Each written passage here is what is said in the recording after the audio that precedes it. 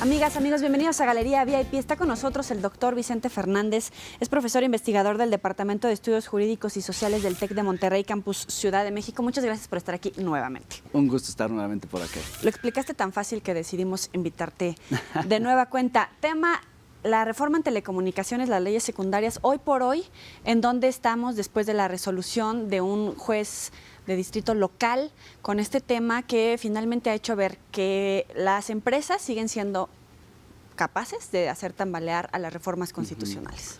Pues es algo de lo que ya se esperaba, es decir, siempre en estas reformas estructurales, como se les ha llamado, pues siempre se tocan intereses económicos. Evidentemente, al crearse el año pasado en la reforma constitucional el famoso Instituto Federal de Telecomunicaciones, que sustituyó a la COFETEL, y que se le dan, como muchos habló de darles los famosos dientes para poder actuar debidamente, pues efectivamente se le dieron ciertas atribuciones al IFT, entre otras, evidentemente, regular todo el tema de telecomunicaciones, regular todo el tema de preponderancia, de qué empresas tienen más del 50% del mercado, para determinar acciones concretas para que eso deje de existir y abrir la competencia. Entonces, eso evidentemente a ciertas empresas les causa un detrimento económico y por supuesto que no van a estar de brazos cruzados, de tal manera que vemos ya pues en estos días esas escaramuzas, diríamos, entre empresas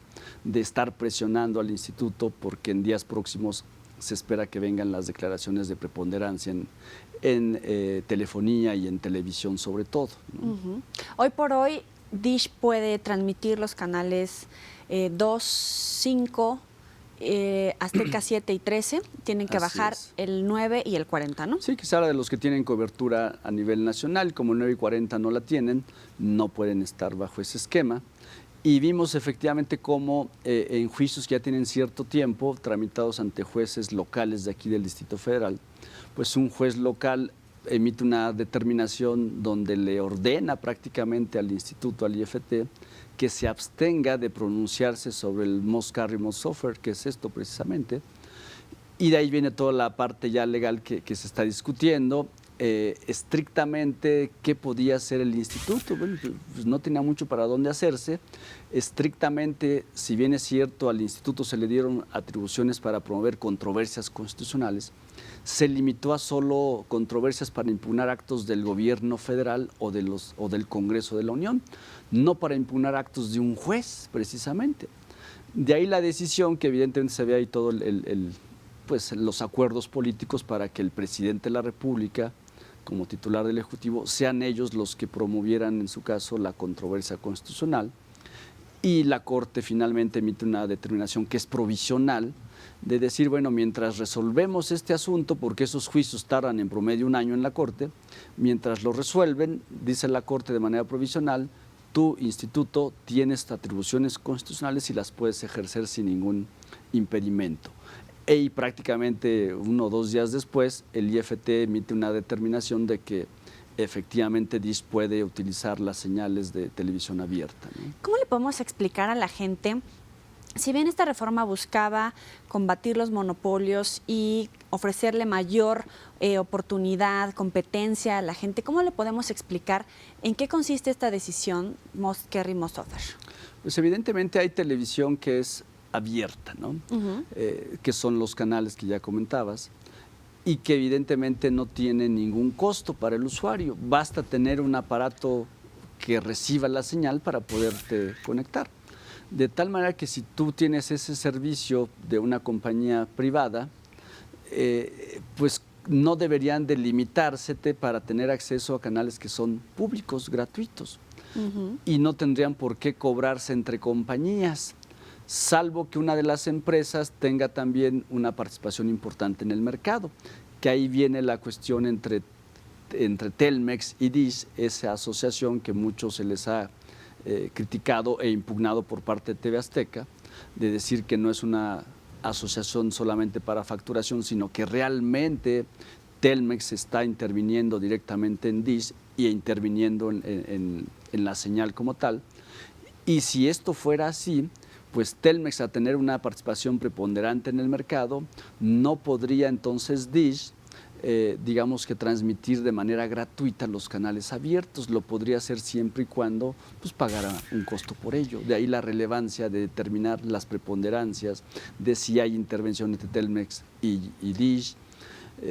La preponderancia es como es mucho dinero. Quién tiene mayor poder, ¿no? Exactamente, hablamos ahí de participación en el mercado. Se dice preponderancia en términos pues, legales y económicos, se habla de una participación de más del 50% del mercado, donde en telecomunicaciones las cifras que se manejan es que evidentemente Telmex en telefonía fija tiene evidentemente más del 50% del mercado, y Telcel en telefonía móvil tiene también más del 50%.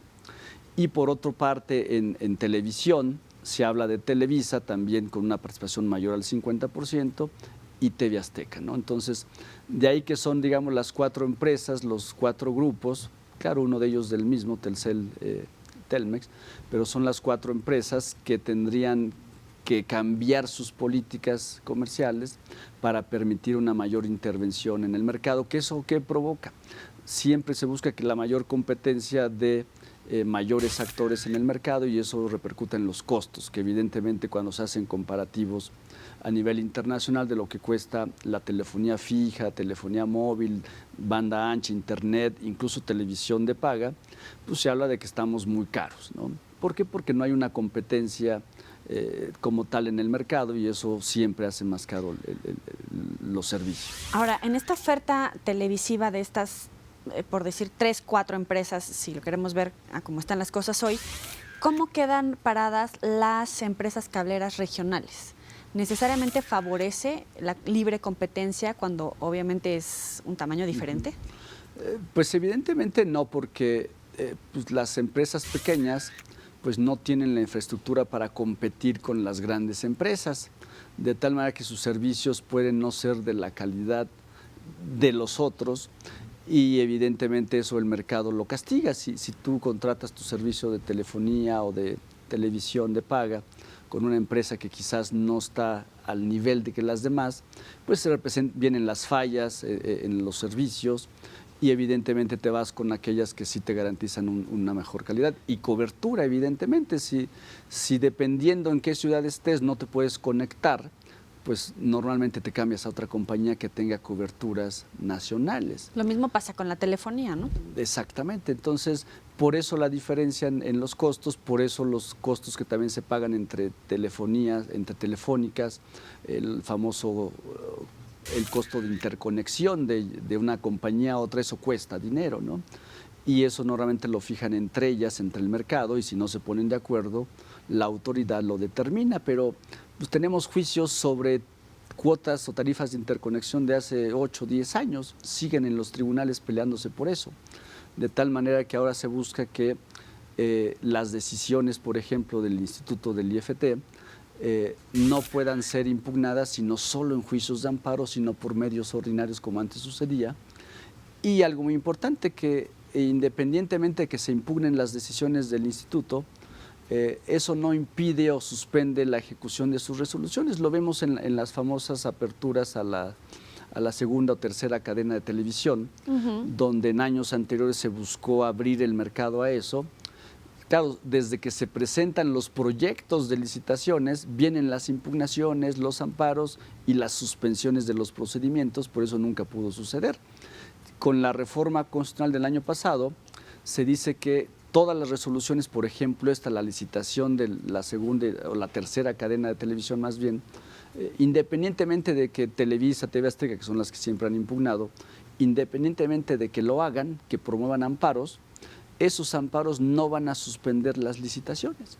Entonces, eso va a propiciar que el mercado sí vaya avanzando independientemente de que haya juicios ahí de por medio. ¿Y la reforma entonces sería efectiva a pesar de todas las carencias que tiene como tal en este momento? Evidentemente faltan las leyes secundarias, ¿no?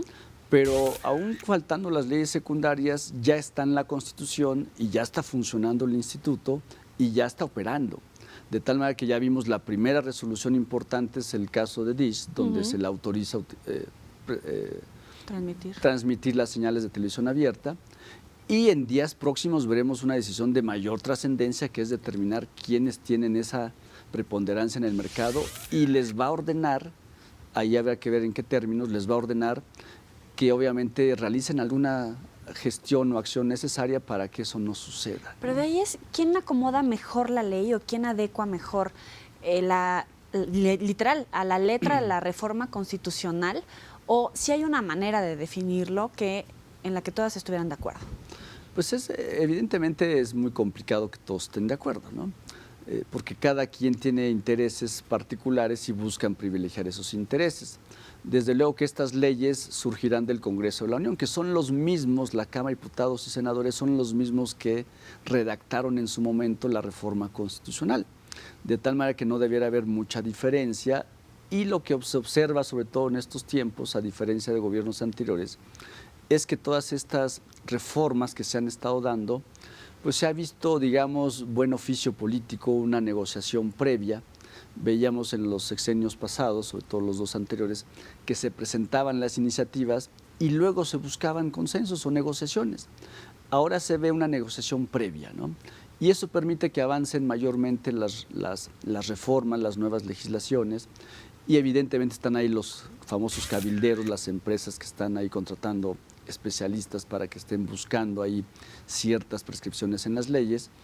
Pero en todo momento habrá que privilegiar dos cosas. Uno es la competencia, el abrir el mercado, y otro es que la autoridad realmente pueda ejercer su función de autoridad, sancionar cuando haya que sancionar, emitir resoluciones que sí se respeten y sí se cumplan, cosa que no sucedía, evidentemente. Y en la mesa también se debatió el tema de la protección de los derechos de autor, justo en esta Sí, que es el tema de los contenidos, ¿no?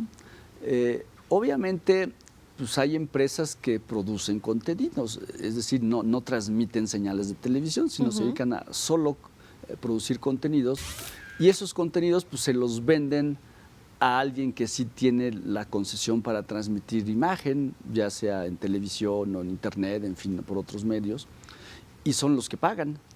Obviamente, dice, por ejemplo, Televisa, a ver, yo compro contenidos y pago por eso. Y el que otras empresas los transmitan de manera gratuita, pues están lucrando con lo que yo pagué. Y eso es una desigualdad en el mercado. ¿Qué dice la ley y la misma autoridad? Pues sí, eso es cierto, pero eso es lo que tienes que pagar tu empresa por tener esa participación tan grande en el mercado.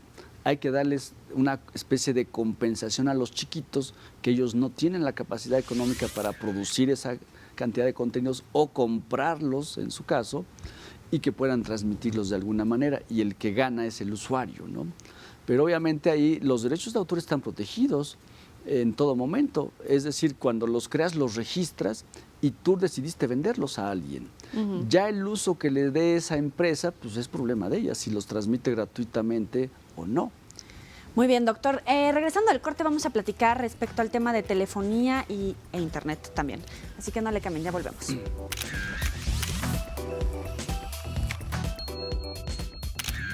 Cualquier derecho que está en la Constitución, reconocido como tal, es exigible, ¿no? Y ahí vemos derecho a la salud, derecho al agua, derecho al deporte, derecho a la cultura.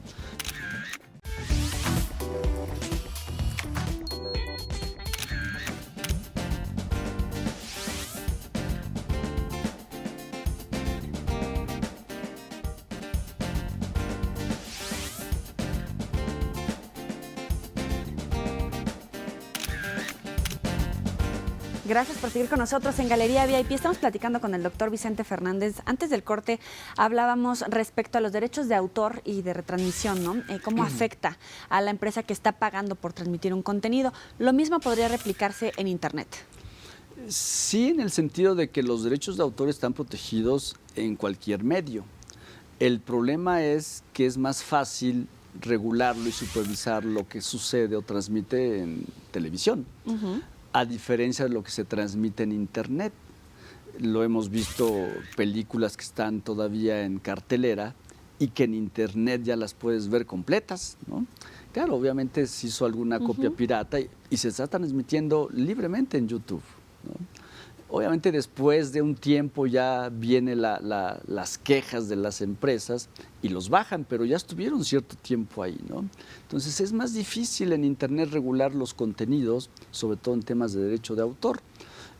Pues hemos visto obviamente cómo en otros países se han regulado y hay gente que está en la cárcel por transmitir ilícitamente contenidos violando derechos de autor. Aquí en México hubo una iniciativa del senador en su momento Dorin, todo esto, que todo se separó, pero es un tema difícil, diría yo, ¿no? Ahora, en la misma reforma que comentamos a la Constitución del año pasado en tema de telecomunicaciones, pues viene ahí previsto, otorgado, reconocido como un derecho humano, como cualquier derecho al libre tránsito, a la libertad personal, viene el derecho a la banda ancha prácticamente, ¿no? Que es un derecho humano, todos tenemos derechos. Y dice, bueno, ¿y cómo se hace efectivo? Bueno, que el Estado establezca directrices o políticas públicas para que eso suceda. Y lo vemos ya que en ciertos lugares públicos puede haber, pues obviamente el Wi-Fi abierta, en lugares públicos, en parques, y eso es parte de ello precisamente. Y lo otro es cómo crear competencia para que las empresas que cobran por esos servicios, pues además de prestar un servicio de calidad, pues obviamente no sea muy caro. Y también se liberalizó, por ejemplo, todo lo que es el uso de la fibra óptica de Comisión Federal de Electricidad, que estaba ahí sin utilizarse. Ya en la reforma se abre y se dice, pues, se puede liberalizar, se puede vender y el caso es sacarle provecho a toda la fibra óptica de Comisión Federal de Electricidad, que ya algunas empresas empiezan a empezar a hacerlo, ¿no? Entonces sí es una apertura ahí muy grande, pero en tema de regulación es muy difícil en Internet regular contenidos y que no se estén violando derechos de autor realmente. Parece que está más avanzada el tema de televisión que telefonía. ¿Cómo nos encontramos en ese tema? Pues en telefonía sí ha habido cierta apertura ya. Sí podemos hablar de que los costos han ido disminuyendo poco a poco. No siempre es lo que el consumidor esperaría. Pero si comparamos cómo estamos en telefonía, digamos, de hace 10 años para acá, o un poquito más incluso, evidentemente sí hay compañías que han estado entrando al mercado, algunas han entrado y no les ha ido bien, precisamente porque llegan y tienen el 5 o el 7% del mercado y eso no les da para invertir en infraestructura, en calidad de servicios, y prácticamente algunos salen del mercado. O incluso se dan esas pues asociaciones a veces impensables como la que se dio con Yusacell, ¿no? Donde prácticamente Televisa entra ahí y dice, bueno, ¿cómo Televisa asociándose con Grupo Salinas y todo esto? Bueno, pues siempre se dice que el amigo de mi amigo es mi amigo y el enemigo de mi amigo es mi enemigo también. Entonces ahí vemos cómo se asocian también Grupo Salinas con Grupo Televisa para poder competir con, evidentemente, el Grupo Carso, ¿no? ¿Y eso se ve reflejado entonces en mejores tarifas para la gente? Siempre mayor competencia trae como consecuencia mejores tarifas, ¿no? Salvo que haya distorsiones del mercado, evidentemente. Siempre que hablemos de monopolio, las tarifas van a ser mucho más altas. Se habla también, se discute mucho el tema de la reforma en materia de ferroviaria, ¿no? Que pues, si hay dos empresas que prestan el servicio, pues ellos fijan los precios, todo. Entonces hay que buscar abrir el mercado. Si se abrió en tema de energía, que era el tabú, digamos, evidentemente hay una apertura en cualquier otro sector, en todos los sectores, que son obviamente sectores donde el Estado tiene la obligación de prestar los servicios, pero pues los concesiona, pero el que los concesione no implica renunciar a esa rectoría económica que tiene el Estado. Tienes que estar velando porque no haya colusión, ¿no? El dumping, todo esto, es decir, que empresas se pongan de acuerdo para controlar precios. En términos legales, la apertura que tenemos hoy como país a los derechos humanos, por ejemplo, el Internet, libre acceso, todavía está limitado por las empresas, por la falta de trabajo legislativo para promover esta actuación, ¿o cómo estamos? Evidentemente son temas en los que estamos empezando, ¿no? Todavía dices, bueno, pues sí es un derecho y como derecho lo puedes hacer exigible. El caso es cuáles son los caminos para hacerlos exigibles. Bueno, pues están los juicios de amparo y todo eso, pero ¿a quién demandas? ¿Cómo le exiges a alguien que te respete ese derecho? ¿No estamos trasladando solamente la problemática y burocracia? Pues el problema es que siempre se pelearon por ciertos derechos. Se dice, bueno, pues quieres tal cosa, pues ponlo en la Constitución, al cabo que no pasa nada. Pero con la reforma de 2011 en materia de derechos humanos y la apertura que ha tenido la Suprema Corte también a estos temas, es en el sentido de que cualquier derecho que está en la Constitución, reconocido como tal, es exigible, ¿no? Y ahí vemos derecho a la salud, derecho al agua, derecho al deporte, derecho a la cultura. El caso es que si no hay un mecanismo para hacerlos efectivos, se dificulta precisamente. Ahorita bueno, tenemos derecho al internet o a la banda ancha. ¿A quién demandas para hacer exigible ese derecho o cómo funciona? Ahí lo que hace el Estado o pretende hacer es precisamente que una forma de garantizar ese acceso es abriendo el mercado, ¿no? Y eso va a propiciar que haya más empresas que presten esos servicios, que mejore la calidad, que los costos sean menores, y esa es la forma en la que el Estado establezca o emita políticas públicas para facilitar esos derechos. No significa que el Estado, el gobierno, te va a dar el servicio, eso no funciona así, sino que el Estado facilite las cuestiones del mercado para que eso suceda, ¿no? Ahora, con la creación del IFT, ¿se eliminó la doble ventanilla como se planteaba de origen?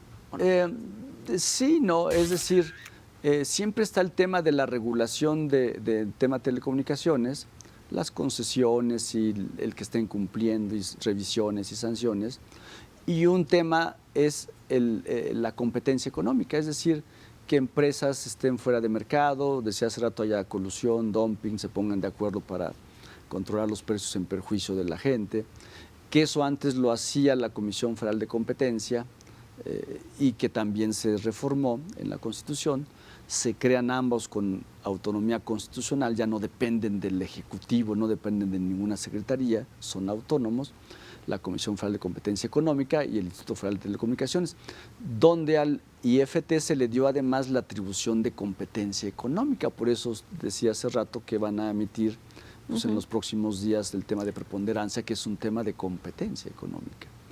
Ahora, el 9 de marzo deben de estar listas las bases para la licitación.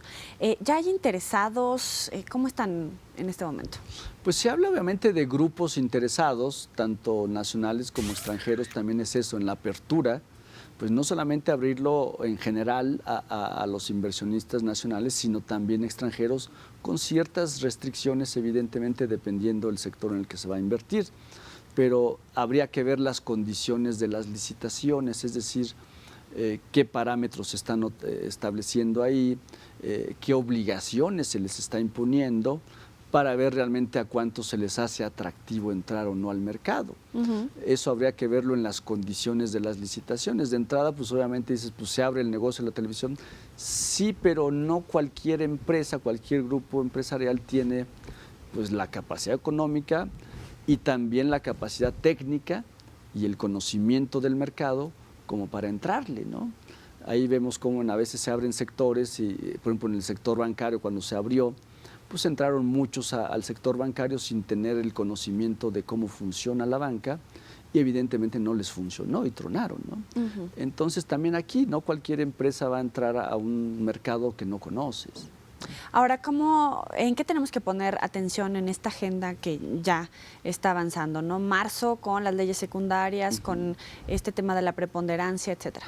Pues yo creo que los dos temas que van a causar más ruido, digamos, mediáticamente hablando, es la preponderancia que se espera y que lo lógico nos dice es que se determine preponderante a Telmex, a Telcel, a Televisa, a TV Azteca, y ver qué medidas se les van a imponer, ¿no?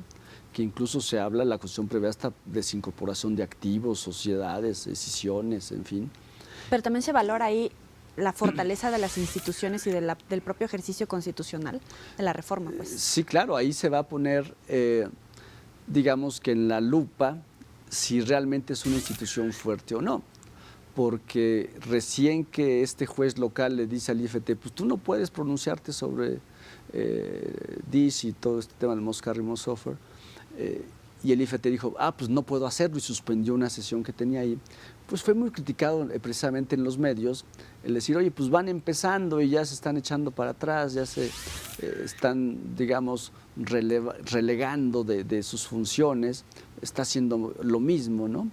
Falta de autoridad, no están legitimados para actuar, los que están ahí decomisionados pues fueron puestos por intereses de las mismas compañías televisoras, en fin. Pero días después, ya después de lo que dijo la Corte, creo que fue una buena señal el que el mismo IFT dice, bueno, pues ya dijo la Corte que sí puedo y de una vez determino que sí se deben usar esto, transmitir la señal de televisión abierta, ¿no? Pues va a ser la prueba de fuego realmente a este instituto, ¿no? Y también para los bolsillos de la gente y las oportunidades de ver. Pues sí, de si realmente las reformas traen un beneficio a la gente, que es lo que uno espera. Obviamente escuchamos los promocionales del gobierno federal, de las cámaras, diciendo, pues ya reformamos la Constitución, ya abrimos la competencia para que tengas mejores accesos a ciertos servicios y en condiciones más baratas. En energía mucho se habla así, ahora vas a pagar más barata la luz, todo esto. Bueno, cuando venga realmente y veamos cómo está el mercado, pues ahí veremos si realmente se cumplió con esa finalidad o no, porque a veces aún cuando se abre el mercado, por ejemplo en el sistema bancario, pues sí hay una apertura total, tenemos más o menos 50 bancos, claro, algunos, ¿dónde están los 50? Bueno, porque hay unos que tienen el mercado obviamente acaparado.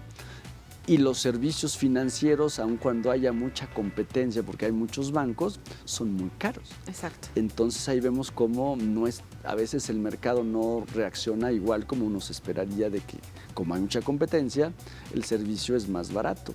En temas financieros no funciona así. El sistema está a prueba y, por desgracia, parece que a billetazos. Vicente, muchas gracias por estar con nosotros. Ha sido un gusto platicar contigo esta tarde. Y gracias a ustedes por acompañarnos. Estén pendientes de esta información. Nos vemos la próxima pasada.